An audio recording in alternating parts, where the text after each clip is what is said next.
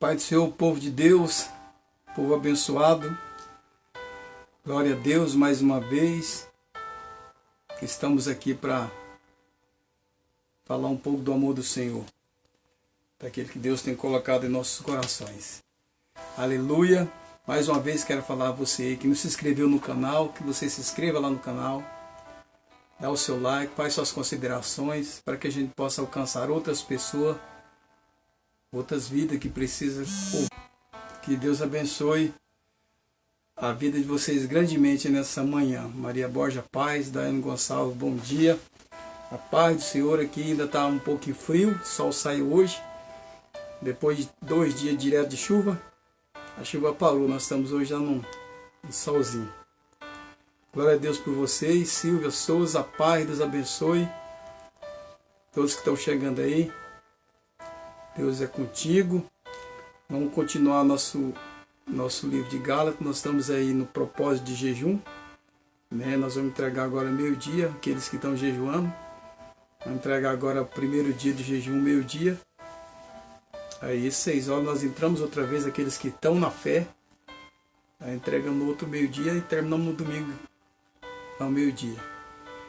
Glória a Deus pela vida de vocês. Você que já está aí, pega a sua Bíblia, que é o Média Paz.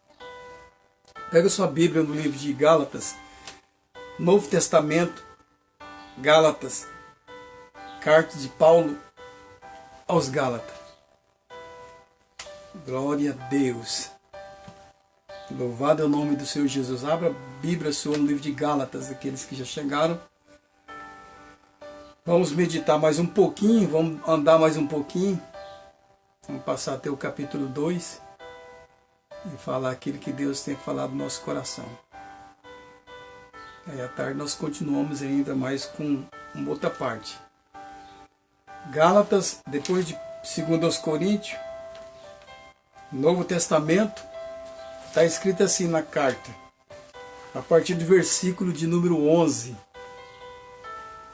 Gálatas 1:11, onde que a gente parou. Está escrito assim, ó: irmãos, no versículo 11, quero que saiba que o evangelho por mim anunciado não é de origem humana. Não o recebi de pessoa alguma, nem me foi ele ensinado. Ao contrário, eu o recebi de Jesus Cristo por revelação. Vocês ouviram qual foi o meu procedimento no judaísmo. Como perseguia com violência a igreja de Deus, procurando destruí-la. No judaísmo eu superava a maioria dos judeus da minha idade e era extremamente zeloso das tradições dos meus antepassados. Mas Deus me separou desde o ventre materno e me chamou por sua graça, quando lhe agradou, revelar o seu Filho em mim, para que eu o anunciasse entre os gentios. Não consultei pessoa alguma, tampouco subi a Jerusalém para ver os que já eram apóstolos antes de mim, mas de imediato parti para a Arábia e voltei outra vez a Damasco. Então, depois de 3 anos, subi a Jerusalém para conhecer Pedro pessoalmente. E estive com ele 15 dias. Não vi nenhum dos outros apóstolos, a não ser Tiago, irmão do Senhor. Quanto ao que lhes escrevo, afirmo diante de Deus que não minto. A seguir, fui para as regiões da Síria, da Sicília.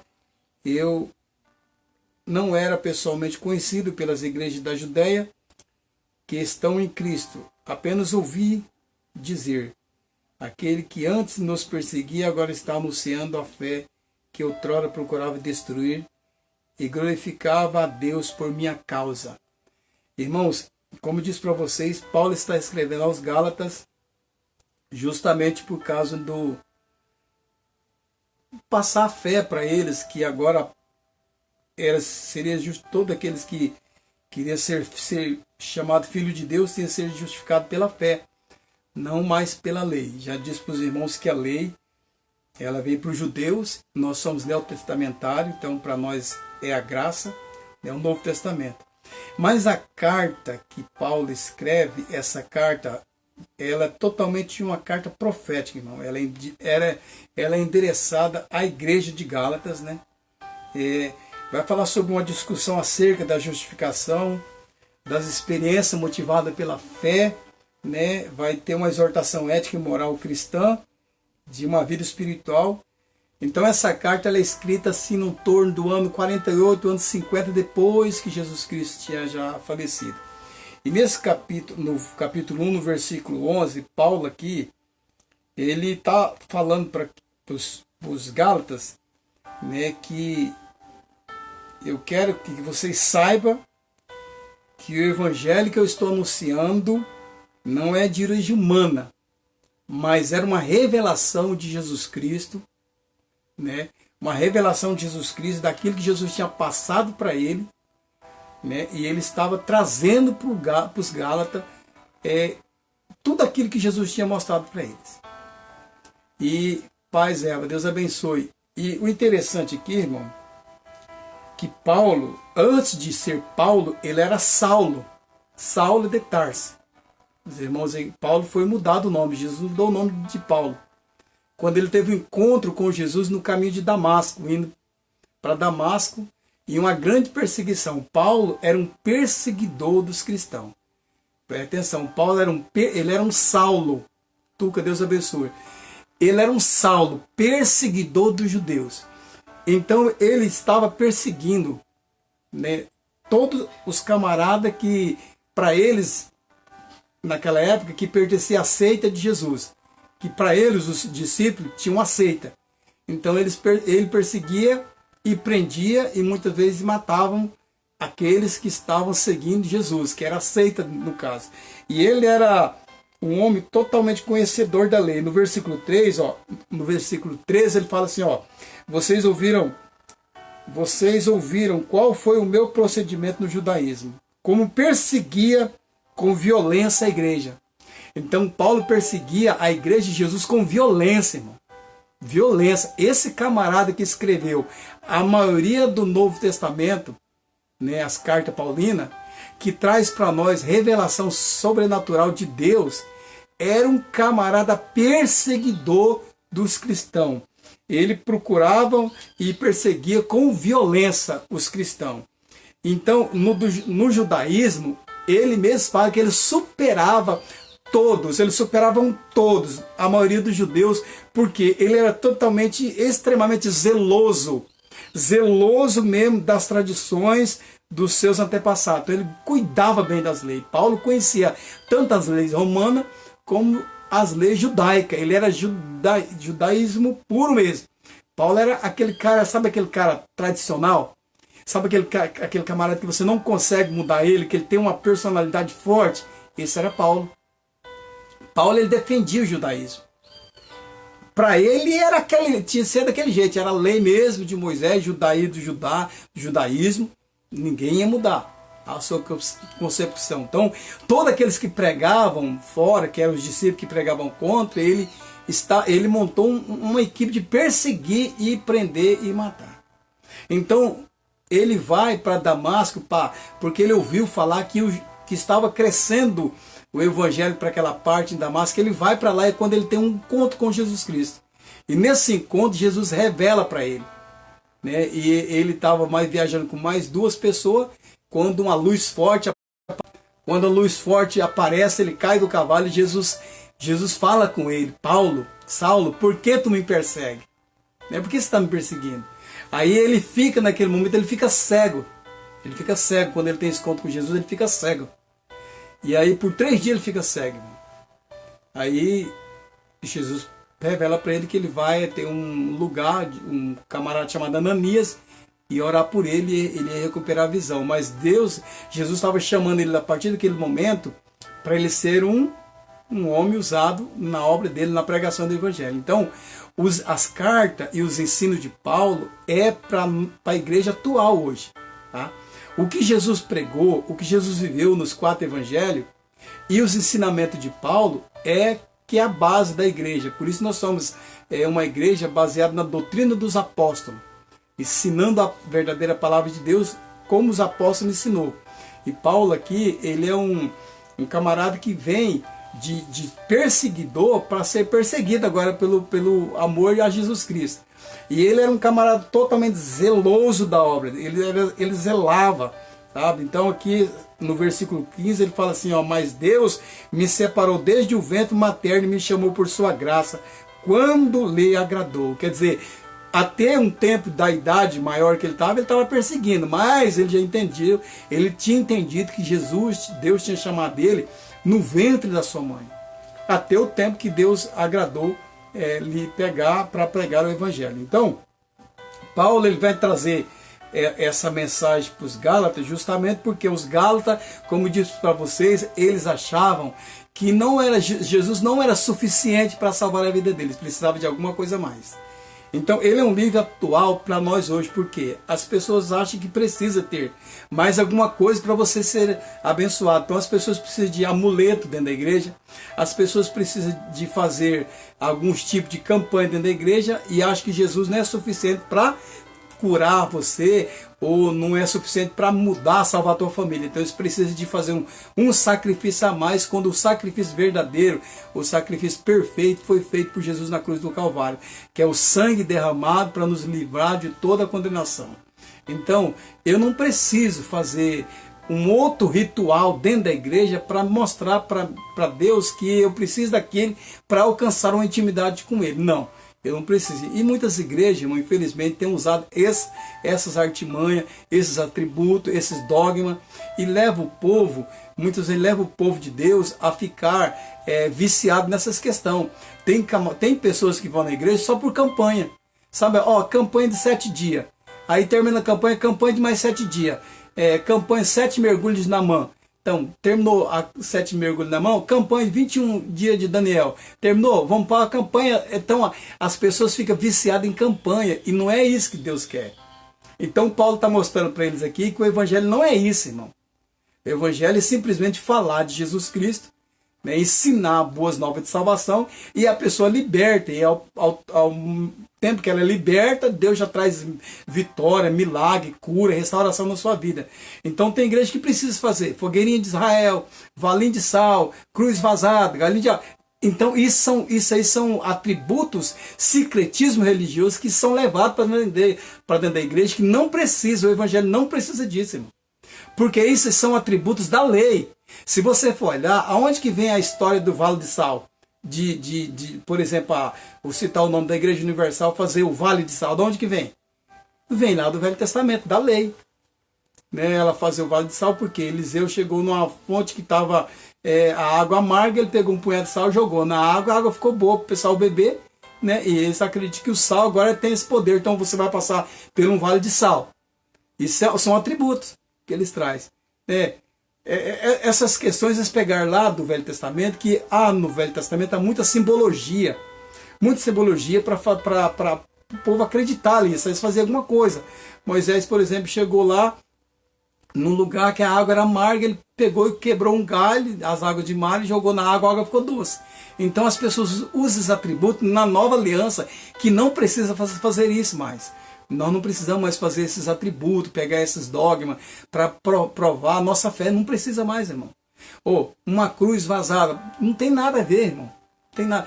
A gente só precisa crer no verdadeiro evangelho. Então Paulo está levando para eles um evangelho de libertação.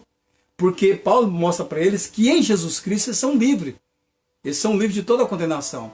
E aqui então ele está falando aqui, que as pessoas sabiam que quando ele estava no judaísmo, ele era um camarada zeloso. Então agora que ele encontrou Jesus, mais ainda vai ser zeloso pelo aquilo que Jesus tinha falado. Então Paulo ele fala assim, no versículo 17 do capítulo 1, tão pouco subi a Jerusalém para ver os que já eram apóstolos antes de mim, mas de imediato parti para a Arábia e voltei outra vez da Damasco. Quer dizer, eu recebi uma revelação de Jesus Cristo, e tudo que eu aprendi aqui foi Jesus que me revelou. Então, esse ensinamento que eu estou dando para vocês, eu recebi pessoalmente de Jesus Cristo. Ele que me passou. Então, depois de 3 anos que ele subiu a Jerusalém, que ele foi conhecer Pedro. E passou 15 dias com Pedro, não viu nenhum outro dos apóstolos, não viu outros apóstolos, ele encontrou só Tiago, irmão de Jesus Cristo. E aí, depois ele já volta novamente para fazer a sua obra de missão. Então, o livro de Gálatas dos Apóstolos vai trazer para nós. Ele é profético, ele vai trazer uma discussão acerca da justificação. Quando eu falo de justificação, para você entender o que é justificação. Justificação é algo que você não poderia pagar, algo que você não conseguiria pagar. Então alguém foi lá e pagou para você e justificou a tua dívida. No caso do seu pecado, do meu pecado, das minhas condenações, das tuas condenações, Jesus foi lá, assumiu o pacote seu, foi lá na cruz do Calvário, morreu e pagou. Ele justificou pelo sangue dele a sua dívida. Então você está justificado pela fé. Então por que é justificado pela fé? Porque você aceita o sacrifício de Jesus, você aceita o que Jesus fez na cruz do Calvário, você reconhece que ele morreu por você, você entrega a sua vida para ele, então você é justificado pelo sangue dele. E aí você aceita Jesus pela fé. Não, eu tenho fé que Jesus fez isso por mim. Então, você é justificado agora pela fé. Você não precisa de um dogma. Você não precisa mais de um patuá. Você não precisa de um galinho de arroz. Você não precisa de uma mãozinha fechadinha. Sabe aquela mãozinha que as pessoas carregam? A figuinha. Não precisa mais disso. Isso não precisa mais disso, irmão. Você não precisa mais nada disso. Você só precisa crer realmente que Jesus Cristo já libertou você dessas situações. Então você é justificado pelo sangue e pela fé que você aceitou Jesus como Senhor e Salvador. Então aqui Paulo escreve que no versículo 20: quanto ao que lhes escrevo, afirmo diante de Deus que não minto. Ele não está mentindo. Eu não minto, tá? A seguir fui para regiões da Síria e da Sicília. Eu não era pessoalmente conhecido pelas igrejas da Judéia, porque Paulo não era conhecido nessa área, nessa região ele não era conhecido. O povo ouvia falar de um tal de Saulo que perseguia e matava os cristãos. Agora está vendo um Paulo. Ele não era conhecido. Mas as pessoas, muitos ainda, tinham medo de Paulo. Mesmo ele com o nome mudado. Eles estavam achando que Paulo seria um tipo de espião. Mudou o nome só para pregar os caras. Não. Não. Deus teve um encontro com Paulo. Jesus se revelou para ele e deu para ele as cartas, né, tudo aquilo que era para ele escrever para o povo. Então ele estava escrevendo aquilo que Jesus passou. Então ele fala aqui no versículo 22: eu não era pessoalmente conhecido pelas igrejas da Judéia que estavam em Cristo, apenas ouvia dizer. Então aquele que antes nos perseguia agora está anunciando a fé que outrora procurava destruir, e glorificava Deus por minha causa. Então as pessoas ficavam felizes, porque agora Paulo estava convertido a Jesus Cristo, e ele anunciava Jesus com ousadia, com autoridade, e falava do amor de Deus. Então, nessa carta, Paulo vai corrigir dois erros que tinha, né? Ele escreve com o propósito de corrigir dois erros e dois conceitos que tinha para os Gálatas. Primeiro, porque os Gálatas achavam que precisavam de mais alguma coisa, além de ser Jesus ter morrido por eles, precisavam de alguma coisa para ser salvo. É um erro que ele ia corrigir. Ele fala: não, agora é pela fé, tá? Não é pela lei. A lei é só para ser observada, porque Jesus cumpriu a lei, vocês não precisam cumprir. Então estou corrigindo esse erro com vocês. Segundo erro que ele vai corrigir, que eles não acreditavam que ele era apóstolo. Ele está mostrando para eles que ele é um apóstolo, que Jesus realmente falou com ele, que tudo que ele estava trazendo, tudo que ele estava ensinando agora vinha diretamente de Deus para a vida deles. Então ele vai falar da justificação pela fé e como a pessoa se torna filho de Deus pela fé. E ele vai trazer aqui uma liberdade em Cristo, porque até o momento os judeus eram presos, irmão, a um dogma, a uma religião. Então ele traz uma liberdade em Cristo. Então o Evangelho de Cristo, ele é liberdade para mim, ele é liberdade para você. Então quando nós buscamos esse conhecimento da verdade, nós somos livres. Então você não precisa de patuar, você não precisa de nadinha para te levar a Deus. Simplesmente acreditar que Jesus Cristo é o Senhor e ele vai mudar a sua vida. Então, irmão, no capítulo 2 aqui, que nós vamos dar uma entradinha aqui, 14 anos depois, Paulo sobe novamente a Jerusalém. Dessa vez ele vai com Bernabé e levando também Tito com ele. E foi para lá por causa de uma revelação que Jesus expôs diante deles o evangelho que prego entre os gentios, fazendo porém em particular aos que pareciam mais influentes para não ocorrer ou ter ocorrido inutilmente. Então ele estava levando esse evangelho. Por quê? Nós vamos ver lá na frente um embate. Nós vamos ver lá na frente, que eu vou falar para vocês, um embate entre Pedro e Paulo. Paulo vai repreender o Pedro, irmão. Ó, você vê, Paulo recebeu uma revelação total de Deus e Paulo vai pegar Pedro. Paulo vai dar um chega para lá em Pedro. Ó, pra você ver como é que esse homem tinha autoridade. Então nós vamos ver isso lá na frente, quando Pedro é repreendido por Paulo, nessa parte do livro de Gálatas. Porque Pedro estava fazendo uma coisa, e quando Paulo chegou, ele fez outra. E Paulo observou. É o caso de muitas pessoas na igreja, né? Na frente do pastor é uma, fora da igreja é outra coisa. Pedro estava fazendo isso. Vocês vão ver que Pedro estava fazendo isso. E aí Paulo dá uma repressão a Pedro. Então esse livro de Gálatas, ele é um livro que vai trazer para nós um grande leque, vai abrir para a gente muitas coisas em relação a seguir a Jesus pela fé, não pelos dogmas, não pelos ensinamentos que você muitas vezes vê essa igreja fazer. Então, pastor, você é contra a campanha? Não, não sou contra não. Você é contra? Não, não sou contra não. Eu só acho que não há necessidade de fazer isso na igreja. Tá? Não há necessidade de fazer, porque o evangelho já nos liberta de tudo, irmão. Tá? Se você acha que a tua fé tem que ser baseada em campanha de 7 dias, em campanha de não sei o quê, amém, glória a Deus, mas isso não vai caber na nova aliança. Isso não vai caber no Novo Testamento. Isso não vai precisar. Tá? Porque as campanhas hoje na igreja, irmão, felizmente, as campanhas visam só financeiro. Toda campanha que se vê na igreja é envelope para pegar dinheiro. Você sabe disso. E isso não é o que Jesus veio trazer. Ele veio trazer libertação. Tá? Você tem que ensinar a palavra para o povo ser livre pela palavra, para o povo não precisar ficar preso a essas coisas. É boa intenção da igreja, a igreja precisa disso? A igreja precisa sim de recursos para sobreviver. Ela precisa. Mas ela não precisa fazer esse tipo de campanha, porque você tem que ensinar a palavra para você ser dizimista, ser ofertante e abençoar a obra de Deus. Você quer ser abençoado? Siga corretamente a lei que Jesus deixou. Seja fiel cristão, seja dizimista, ofertante fiel da obra de Deus, que Deus abençoe a tua vida. Paz, cara, Deus abençoe. Então, eu não preciso pegar um atributo desse, irmão, de fazer várias campanhas para arrecadar. Não. Você fazer a campanha, dar um envelope para você trazer X valor. Não precisa. Eu não preciso, porque a Bíblia fala aqui ó, que a gente tem de buscar primeiro o reino de Deus, a sua justiça, e as demais coisas mim e a você acrescentada. Então, se eu ensino a palavra, se eu prego a palavra, a própria palavra te liberta. Então, você, pela palavra, você vai saber que você sim, você tem a obrigação de ser ofertante e dizimista da casa do Senhor. Então, eu não preciso levantar nenhum outro tipo de coisa dentro da igreja para fazer você ser abençoado financeiramente. Você só simplesmente precisa crer, né, e cumprir a ordem que está determinada na palavra de Deus. Então, o livro de Gálatas vai mostrar para a gente isso, né, que você está justificado pela fé. Então, você não perca a oportunidade de ser abençoado em exercer isso na tua vida. Glória a Deus. Amém.